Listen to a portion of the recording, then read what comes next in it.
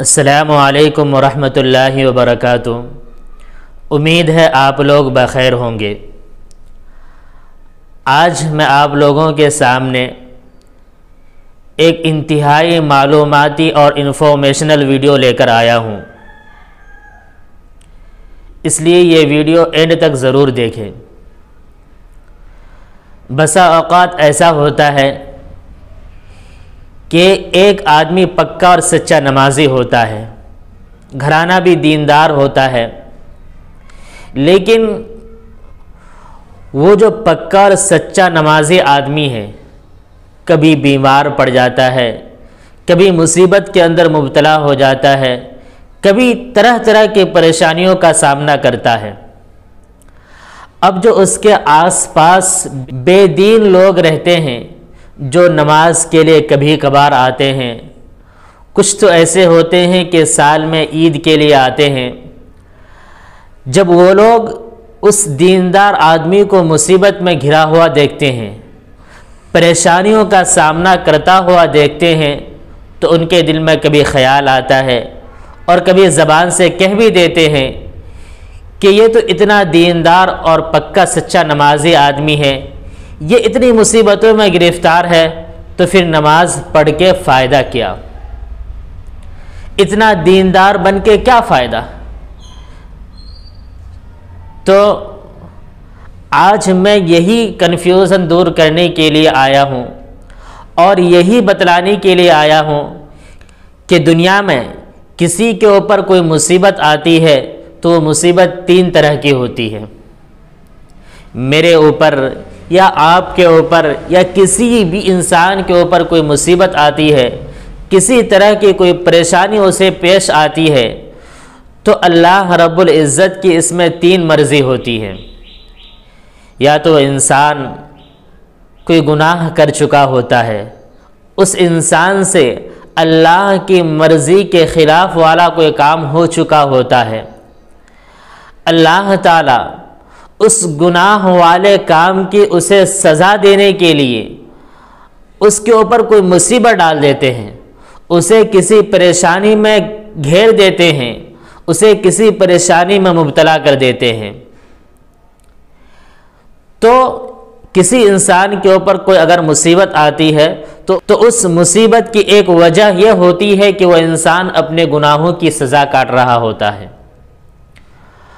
اور اللہ کی دوسری مرضی یہ ہوتی ہے کہ اگر کسی انسان کے اوپر کوئی مصیبت آتی ہے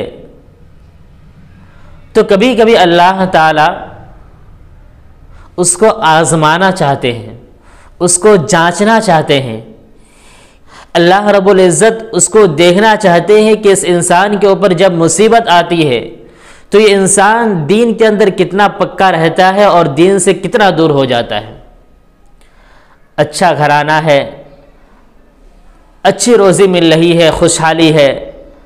لیکن اس انسان کے اوپر جب کوئی مصیبت آ جاتی ہے تو اس وقت اللہ تعالیٰ اس کو دیکھنا چاہتے ہیں کہ اس وقت اس انسان کا کیا ریئیکشن ہوتا ہے۔ اس وقت بھی وہ دین کا دامن مضبوطی سے تھامے ہوئے رہتا ہے یا پھر اس دامن کو چھوڑ دیتا ہے۔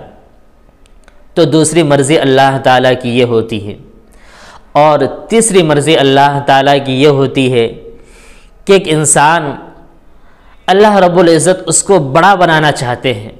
دنیا کے اندر اس کو بڑا بنانا چاہتے ہیں، آخرت کے اندر اس کو اچھے سے اچھا والا درجہ دینا چاہتے ہیں، اس کا مقام بہت بلند کرنا چاہتے ہیں، لیکن اس انسان کے اعمال ایسے نہیں ہیں کہ وہ انسان اپنے اعمال کی بدولت، اپنے اعمال کی وجہ سے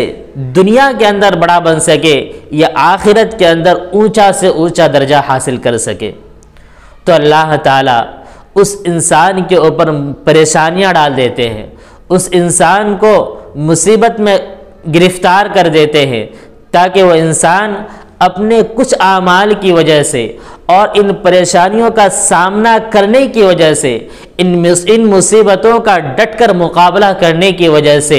دنیا کے اندر بڑا مقام حاصل کر سکے اور آخرت کے اندر اونچا سے اونچا درجہ پا سکے۔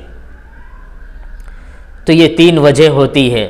پہلی وجہ یہ ہوتی ہے کہ انسان کو اللہ تعالیٰ اس کے گناہوں کی سزا دلانے کے لیے مصیبت میں ڈالتے ہیں، اور دوسری وجہ انسان کی آزمائش، اس کا امتحان، اس کی جانچ پڑتال ہوتی ہے، اور تیسری وجہ انسان کو اونچا مقام، اونچا مرتبہ دلانا رہتا ہے۔ اب اگر آپ کسی دیندار آدمی کو مصیبت میں گھرا ہوا دیکھیں، کسی دیندار آدمی کو پریشانیوں کا سامنا کرتا ہوا دیکھیں، تو سب سے پہلے آپ کے ذہن میں یہ آنا چاہیے کہ ہو سکتا ہے کہ اللہ تعالیٰ اس کو دنیا کے اندر کوئی بڑا مقام دینا چاہ رہے ہیں، آخرت کے اندر اس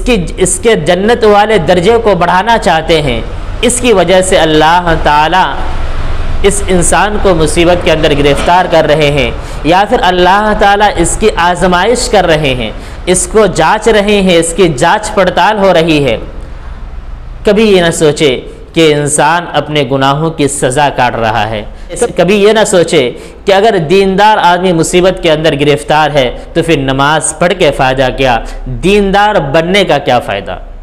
نہیں میرے بھائیو، اس لیے آج سے اپنے ذہن سے یہ خیال نکال دے اور ہمیشہ یہ سوچے کہ دیندار بننے کا فائدہ دنیا کے اندر بھی ملتا ہے اور آخرت کے اندر تو ضرور ملے گا۔ دعا کرے کہ اللہ تعالیٰ مجھے بھی اور آپ کو بھی ان باتوں پر عمل کی توفیق عطا فرمائے۔